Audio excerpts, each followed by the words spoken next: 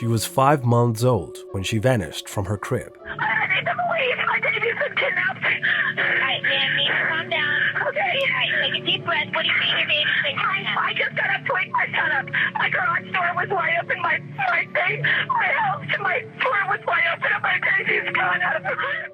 The kidnapping opened the eyes of a nation, but the wiretapping at the parents' house froze everyone's blood. This is what reportedly was said.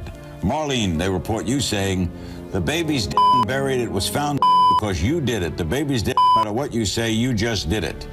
And then they have another one of you later saying, a month later saying, I wish I hadn't harmed her. However, a job poorly done when tapping the house phones would end up turning this case into one of the most terrible mysteries in the criminal history of the United States. All I can make of it is that the authorities had a very vivid imagination, and maybe from their years of dealing with less than desirable people, this is the scenario they came up with, or maybe they just watched too many police shows. On November 24, 1997, the Aisenbergs' lives changed forever. Little sweet Sabrina disappeared from her crib. No one knew where she was, and despair engulfed her parents.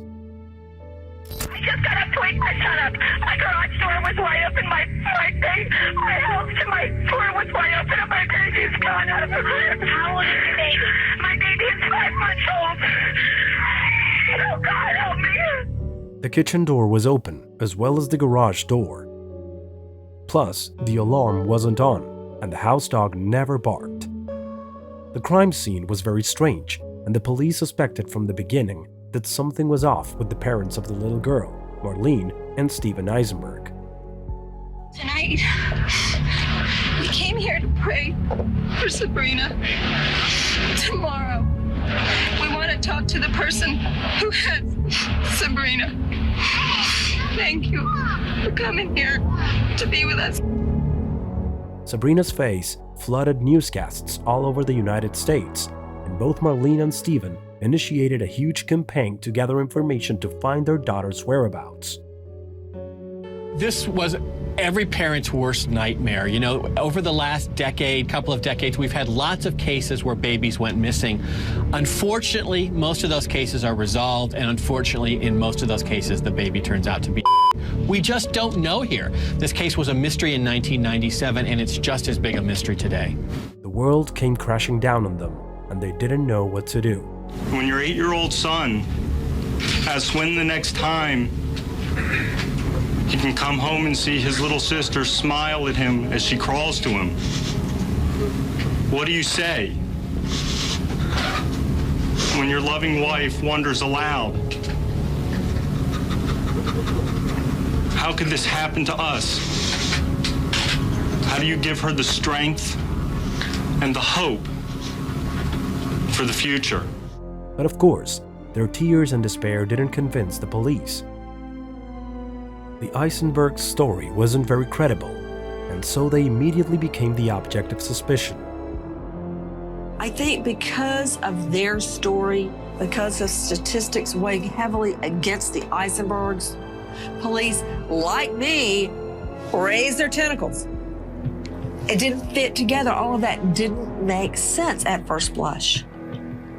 Police then focused almost solely on the Aisenbergs. And that does make sense that they would. They went to a grand jury where, in the matter of their missing 5-month-old girl, Sabrina, they both pled the Fifth Amendment. They invoked their right to remain silent as the grand jury investigated the disappearance of baby Sabrina. The case showed no light at all. There were no clues as to Sabrina's whereabouts, and no one really seemed to know anything about it.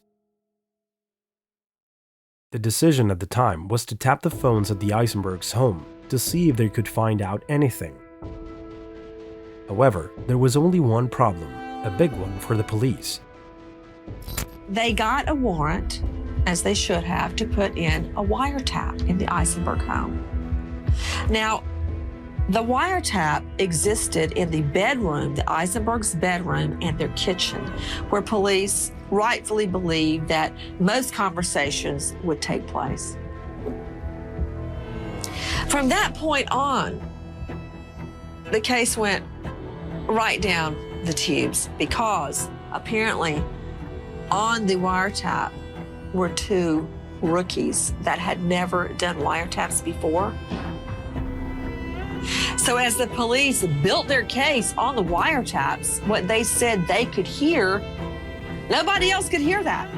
You couldn't understand anything.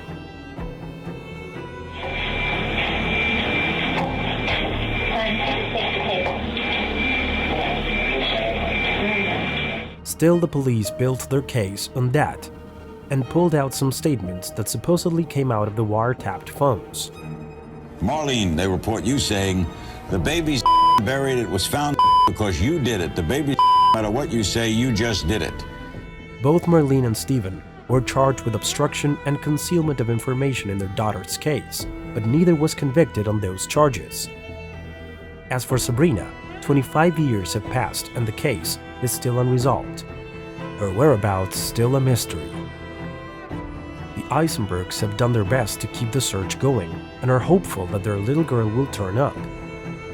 In fact, from time to time they release images of what she would look like now in her late 30s through software that shows the development of a person over time. 25 now, and you know, we've been married 36 years, and you know, it's like our family is still whole and together waiting for her to come home. And that's what we want, you know, more than anything.